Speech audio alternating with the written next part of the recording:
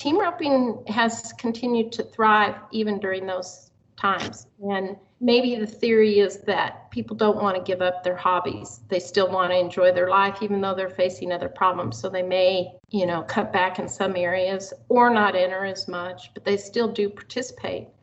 And I think one of the reasons these qualifiers have done so well, particularly Heartland, is if you do win, it is significant winnings. This is Season 3 of The Score, the Team Roping Journal's regular podcast, where the team roping world talks. We've told the stories of some of the greatest cowboys, horses, and moments in the sport, and we're so far from done. In 2020, we'll bring you more of what you've come to expect, like interviews with the best cowboys and cowgirls we know, and we'll dive even deeper into subjects you care about. Look for more audio editions of the Team Roping Journal stories you might have missed in print, and learn about the great horses shaping the sport and great challenges facing our industry. All this and more in 2020. I'm Chelsea Shaffer. Connie Gentry is the matriarch of the sport of team roping, and in 2020, her business savvy paired with recreational ropers' passions for their hobby has helped keep the industry afloat in spite of a pandemic. After 30 years in the industry, Gentry implemented the association's Practice Pen Qualifiers, which ultimately added $800,000 to the jackpot in Las Vegas and qualified some 200 teams to the finale, many of them who had never been there before. On this episode of The Score, I talked to Connie as she and her team come out of the challenging 2020 season and prepare for the Ariat World Series of Team Roping finale in Las Vegas at the South Point Hotel and Casino. She and her family, including husband Denny, daughters Lacee and Audra, and son Lucas, work tirelessly for team ropers, and it's rare to sneak in this kind of time with any of them. I am so excited Connie's on the podcast today, and I hope you all enjoy it. Recreational ropers, this one is absolutely essential for you guys getting ready to go to the finale. This episode of The Score today is brought to you by our friends at Fastback Ropes. Guys, they have been the best partners for us over the years. They support the team roping industry. They are sponsors of the Ariat World Series of Team Roping, and today they are bringing you this episode. You'll learn more about them at the commercial break.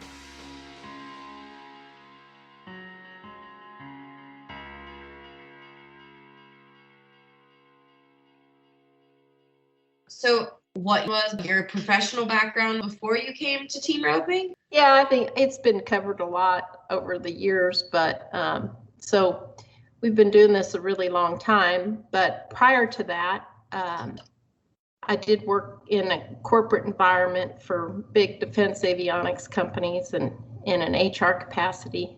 So yeah, that was a long time ago. But we started the team roping business in 1988, and I actually didn't come on full time until 1992, although in other words, I didn't quit my job until 1992. But fortunately, I had a great career, and we were able to use that to build the business. People think it was overnight success, but it really wasn't. So it took us about 5 years to turn a profit at all. So that was a fortunate thing. But yeah, so we've been doing it a long time now. Sure. Now, I want to fast forward to March of 2020. I remember when Denny and I first talked about it, he was like, wow, in 30 years, I don't really have a template for what's about to happen. Like he's, had seen nearly everything else happen in the sport of team roping, but like so many other people, he had said he didn't have a real game plan going into the start of the COVID-19 crisis. Can you talk about what was going on inside the World Series office and how you guys came to realize it was going to be something completely different? Well, obviously that all happened very quickly, with the government shutdowns and the mandates, instantly events were canceled, offices were shut down. We weren't considered an essential business, and we were supposed to close, but fortunately, because where the office is and some of the employees, I did have to bring in a skeleton crew to answer phones, open mail, because things kept going, and we had to answer a lot of questions. And we quickly came up with a plan to announce, this event is canceled, this one's rescheduled, this state will let you rope, this state won't. So we tried to keep on top of all that, inform all our customers very quickly of what could be done and not be done, and worked closely with the contractors on assuming it wasn't going to be a long-term thing so that they could grab venues and get rescheduled and that sort of thing. So yeah, we just jumped in right away and recognized that we would have to follow mandates, obviously, but still keep the business together. So yeah. Now, I think maybe a week or two in, there were some team ropers sitting around the house because we were all quarantined together. And Denny called out of nowhere. It was like late one evening and was telling me about his PPQ idea. And the guys were kind of listening like, what? And I was like, Denny, come on. I don't know. Like, I don't know if we're going to get team ropers to figure out how to use Facebook Live, measure their barrel distance, everything that went into it. Now, he made me look foolish, and I will say that I ate crow from that conversation. How did you guys brainstorm how that was going to work, and how much effort did that take from your team? Well, you have to be somewhat visionary, and every problem presents an opportunity, obviously, so you have to kind of think outside the box. We were fortunate that we'd had a lot of years' experience with the challenge program, which is that the ropers compete against a part-time and not each other. So that was already in place. So we just put our heads together and said, okay, how can we do this at home and, make it work?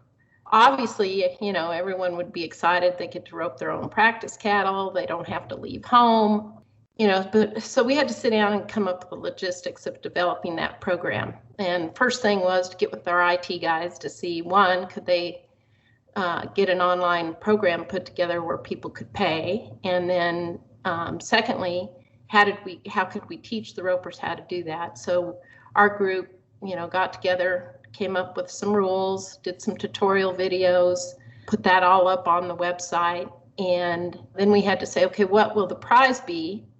And our goal was to continue to get ropers qualified for the finale.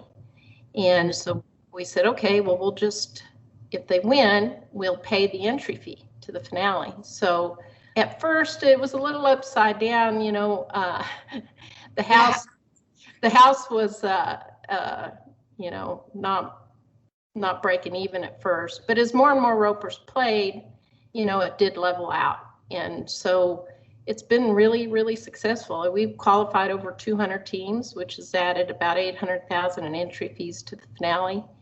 And it's a program, I think, that'll be here to stay. We're doing it once a month now instead of, 4 days every week, which is what we did. We were doing it Thursday through Sunday every week. And it really did tax our people because ropers were roping anywhere between 7 a.m., until 8 or 9 at night. We did have to cut it off eventually because there was just, coast to coast. We had to do it based on mountain time, but it worked out well. There's only been a few occasions where the ropers didn't video it correctly, but people are pretty sophisticated with their smartphones or iPads or whatever. And honestly, it just, we were amazed at how well they've all done. There's been a few times where we've said, we just can't even see your video, so we can't watch it. But and our team has really worked out their system, and so they have a lot of fun doing it too. I picture your team like sitting up with popcorn, watching these qualifiers, especially those busy weekends. Well, at first, so we have a team of 4 that does it, and they get the text message that a rope, team is ready to go, and they may or may not be able to watch it live depending on how many they've got, but they try to do it as best they can to watch it live. And they at first weren't together; they were doing it all separately, but then they got where it was just worked better on those big days to be together on it, and so that if one couldn't watch a video, another one could, or whatever. And then, we had to get a clock so that we could time it, and so that worked out well. That's awesome. Yeah. Great. Now, there have been some really unique places that people have done, far away. Where have people been doing these PPQs that's more obscure than our usual Texas, Oklahoma crowd? Yeah, well, honestly, it has been coast to coast. We've had ropers from New York, Pennsylvania, all the way to Hawaii, the Dakotas. It's really been all over Canada. The great thing about this program is there's always been a frustration with our rule that you had to attend qualifiers to even rope at the finale, because we want it to be a true finals, just something you know, don't go anywhere and then enter that. So there is that requirement that you have to attend at least one qualifier during the year.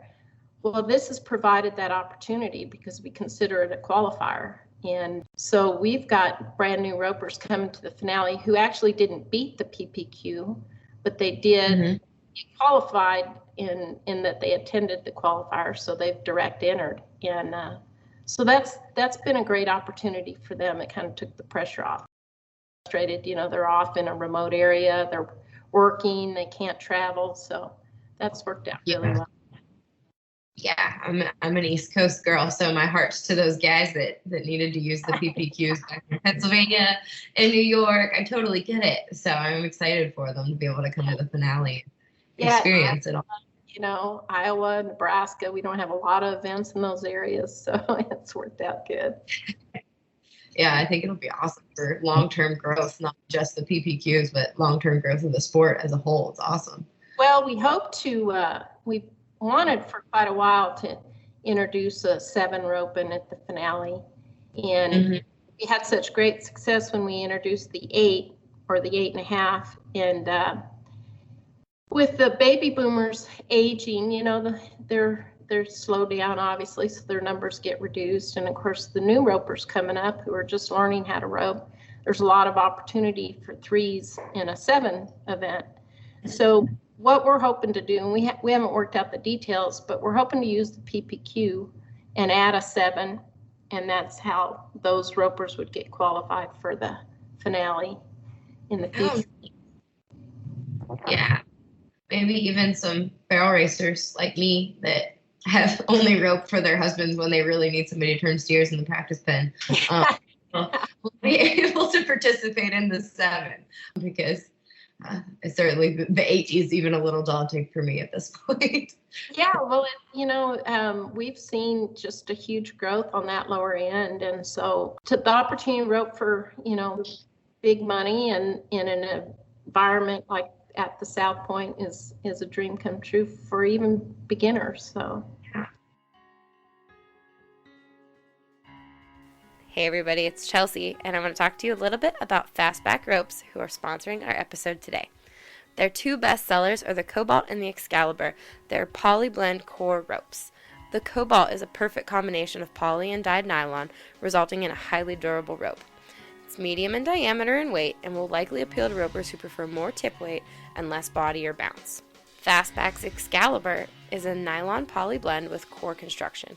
It's a bestseller, and it's another medium in diameter rope and weight with core construction. It's durable, it's got reduced body and no bounce, and swings consistent in all weather.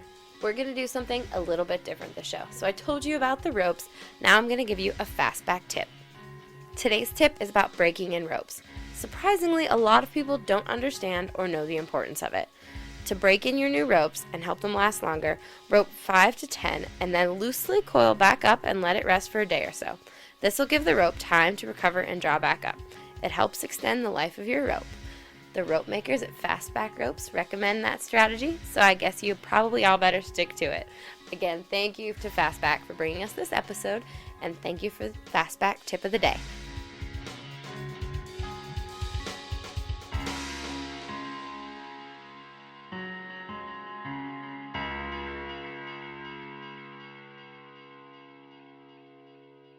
Now changing gears a little bit with your producers on the ground who have been able to keep having ropings, what have been some of the challenges that you've had to help them? What have all of our producers been facing throughout the year?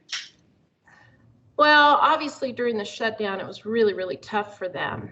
And, you know, that was a good 3 months where, you know, they couldn't make their living. And some of them, you know, do it part-time, but there are many that's their full-time occupation. So interestingly, some of them set up practice pens to help with the PPQ, and that helped them a little bit. And the bigger picture for that is COVID's really affected the Coriani cattle market. So for those who own their own cattle, that's really been a struggle for them.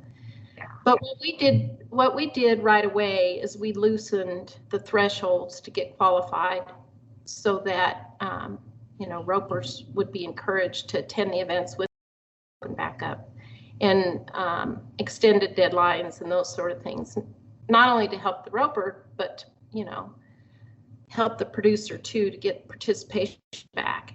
And communication's been a big thing. We've helped them a lot with texting, advertising, and that sort of thing. But events been up 15 to 20% since the states opened up. We've worked really hard to help with rescheduling and moving venues around here and there, just get everybody back in. And so it has been a tough year for them, as all businesses. So the ropers have come out, ready to go back at it. So that's been a good thing. Yeah, the Heartlands have been huge, regardless of the pandemic. What do you think it says about the state of the association and of team ropers in how much participating and showing up at our events? Well, what's really interesting, having, some perspective over the last 30 years, even during recession years and downturns in the economy, team roping has continued to thrive even during those times. And maybe the theory is that people don't want to give up their hobbies. They still want to enjoy their life, even though they're facing other problems. So they may, cut back in some areas or not enter as much, but they still do participate. And I think one of the reasons these qualifiers have done so well, particularly Heartland, is if you do win, it is significant winnings. There's enough participation that you can win some big time money. So they're probably picking and choosing where they're going a little bit, but it may be that these qualifiers with Heartlands attached to them, just provide a bigger opportunity for a lot of cash if you win it. So that probably is one of the reasons why those have continued to do really well. Yeah, it's just been awesome to see the numbers that are coming in from those. Yeah. Now, you have managed to carve out 30 minutes to talk to me this morning, which I am so grateful for, because you were in the middle of, is it the craziest time of the year preparing for the finale? Is this like the crunch time? Well, it's definitely a year-long process. The last quarter of the year is always a struggle because we also have the U.S. finals that we have to manage.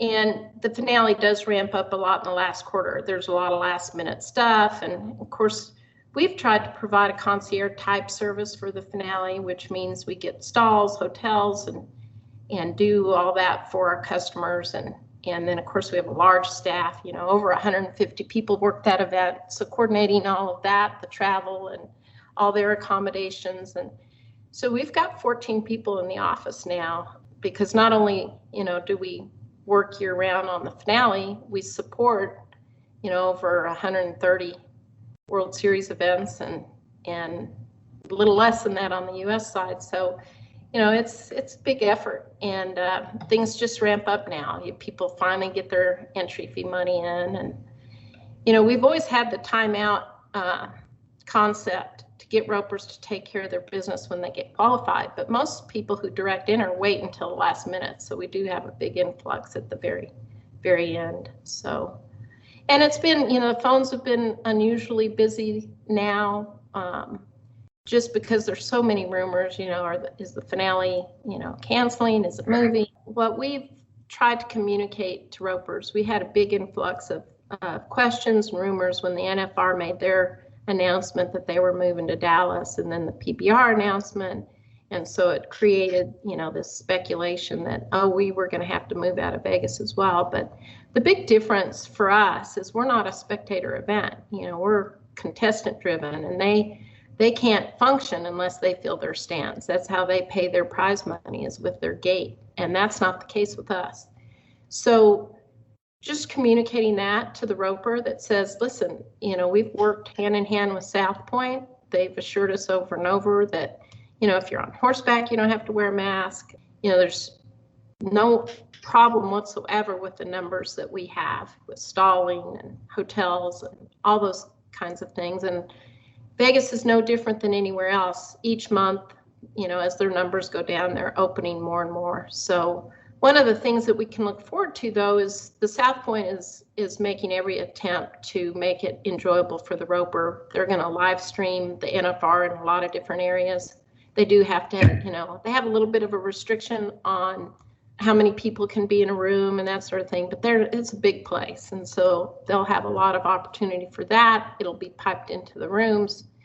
And then we've worked out with Ride Pass, they're going to stream our event online, but they're also going to allow us to stream it into the rooms.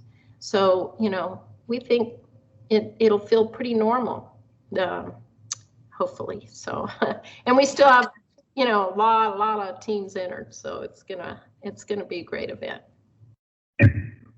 What are some questions that you're receiving, other than, I guess, whether or not it's happening? What are some other things people seem to be concerned about? Well, really, that's it. I mean, they know, they're excited to be there and rope. They all know what those expectations are. So that's been the primary question. It hasn't really been, oh, well, am I gonna have to wear a mask? Everybody knows what those mandates are and are used to them. But that has been really the question. We've had a few questions about the trade show moving. And the reason South Point canceled their trade show is because they knew they knew in advance that the NFR was moving, and they know that those vendors rely on that NFR traffic. And so they still are going to have stuff around the mezzanine. They're just not going to have that big room with the vendors. So there's still going to be plenty of shopping and opportunity for ropers to get some Christmas stuff with our sponsors' products, and then the other vendors that'll be up around the concourse of the arena. So, and then we also have a great opportunity. They built a brand new covered arena outside, and we'll do some challenges, different things out there. We haven't figured out just yet what we're going to do. So, but there'll be all kinds of roping opportunities for sure. So yeah, is there still going to be the Matthews Land and Cattle stuff, or is there still going to be the extra jackpots that are going on? So definitely, yeah. Matthews Land and Cattle still have their 2 arenas set up.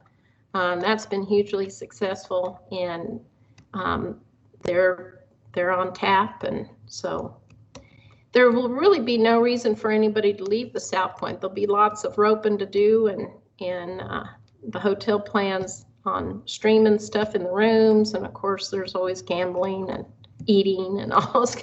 Their bowling alley will be open, their movie theaters are open, so yeah, it'll still be good. Now this year in Vegas, what takes most of your time in Vegas? I know you're always running everywhere, but what do you spend the majority of your time doing? Well, it's just making sure that everything's running the way it needs to run. Between, the stall effort, we'll sell over 3,000 stalls, and there's so many employees, just making sure they're all doing what they're supposed to be doing, making sure that the roping is paid correctly and the numbers are right, all those sorts of things, and coordinating with the facility. There's always issues that come up facility-wise. Hopefully people don't see them, but just making sure, that the event runs smoothly. Yeah, absolutely. Now, 30 years into your team roping career, what do you see as the growth opportunity going forward? Do you see any room? I mean, it's already so huge. What do you want for the rest of the team roping industry? Well, the great thing, one of the most enjoyable things about working with Denny and now with Ty is they're both visionaries and can see the big picture and where things need to be adjusted and changed. But for me, one of the things that I think is going to be important is to continue to stay on the cutting edge technologically. And we're working now to enhance online services where ropers can pay online for different things. They can see, their own activity. We're working on a lot of different apps, and just to keep that on the cutting edge and be the leader in that. We've introduced that event management software in the last year, and boy, we're getting just all kinds of outline producers, little small arenas all jumping in, and it just provides more opportunity for the ropers to see what's going on. And so I think high quality events obviously is always the best opportunity for ropers to win lots of money. So we just keep trying to provide that kind of service. And you mentioned working with Denny and now Ty. They're two very different guys, both very visionary, both great guys. What has that transition been like, and what can you tell us about working with Ty? Well, with Denny, fortunately, he was pretty, all the operational piece, he was pretty hands off and let me run that show, and it always worked really well. We communicated well and changed and did things where we needed to. So it obviously was going to be a new thing with Ty. I've known Ty forever, but have never worked with him, so I didn't have any idea what his expectations were going to be. But honestly, he's the same in that he has a trust in what we've done here. We have a very professional group of people, well trained. A lot of them have been with us for a long time. And so he came through and went, we went station by station and explained what everybody did and how the operation runs. And so he seems to be good with it. The good thing is we talk a lot. Communication is real important, and we're all on the phone with each other all the time. So it's been a smooth transition. That's awesome. I think team ropers appreciate it. And it sure seems like people have had a lot of faith in Ty over the years before he was with us. So it's great that he's on our team now and part of the whole operation. Yeah, well, he's definitely demonstrated his success for sure. So he was, the most likely in line, so it's worked out well. Yeah, absolutely. Absolutely. Well, Connie, thank you so much for your time. I don't want to keep you because, it's your busy time of year, as every time of year seems to be your busy time of year. So. No, glad to do it. Thanks, Chelsea. Thank you. Have a good one. You too. Bye-bye. Bye-bye.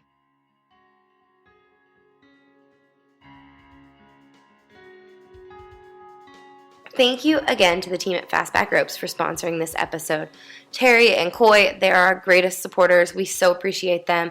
Thank you very much for your time, guys.